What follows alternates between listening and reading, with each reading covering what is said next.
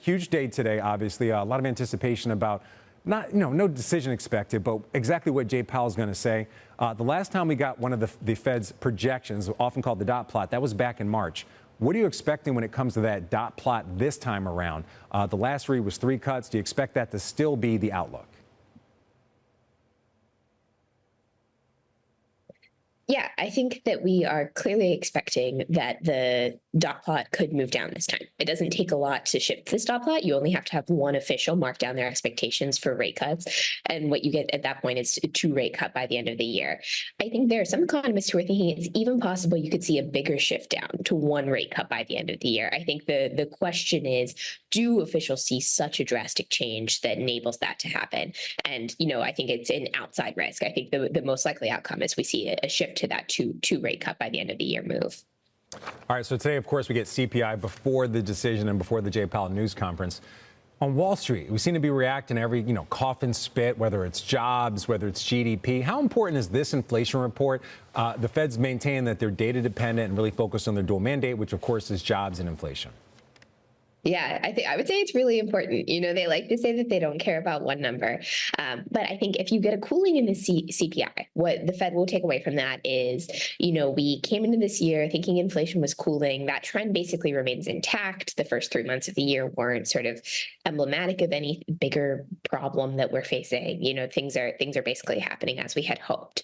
But I think if you get a hot CPI, on the other hand, what it looks like is, we've now got quite a string of faster than expected consumer price index reports, and we have to take that pretty seriously. And so I think this is sort of a pivotal CPI, and it's worth noting that the Fed will have an opportunity to update its summary of economic projections, that dot plot that we were just talking about, in light of this data. So they have up until mid-morning this morning to change their forecast. So the take we get on the economy from them will be a live one. It will be updated in real time. Now, that's really interesting. So I think you just put even more anticipation on the CPI report that comes out before the opening bell. I also want to talk to you about quantitative tightening. What are you expecting to hear when it comes to that? So just a quick history lesson. Just about a decade ago, Ben Bernanke just suggesting quantitative tightening led to that so-called taper tantrum that really led to a big spike in bond yields. In this case, wouldn't that kind of be doing the Fed's job for it if bond yields went up? Yeah, but what we've seen from the Fed so far and what we saw at the last meeting is that they're actually sort of tiptoeing away from quantitative tightening. They're slowing down that process.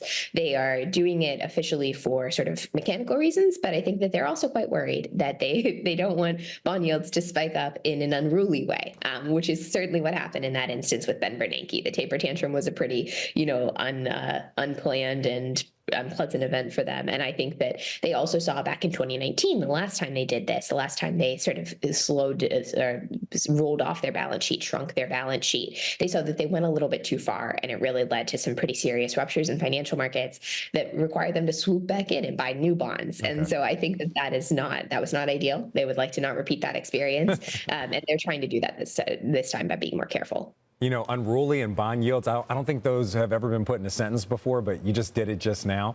All right, so you're going to be in the room. You're going to get to talk to Jay Powell. What's the question that you really want to ask him and have him actually answer? I would love to know if they are worried about what will happen with financial markets if they keep interest rates at this level through the end of the year. So I think, it's clearly become a risk. The Fed is not going to make a lot of rate cuts this year, that they maybe won't even sneak in any. That's a very outsized risk. Most people still expect a rate cut by December at least. But, if they don't succeed at that, if they don't pull it off, they don't get rates down, are there pockets of financial markets that aren't prepared to deal with that world of much higher rates for much longer? We're already seeing some stress in commercial real estate. So I would be really interested to know what vulnerabilities they're watching as they think about this path forward.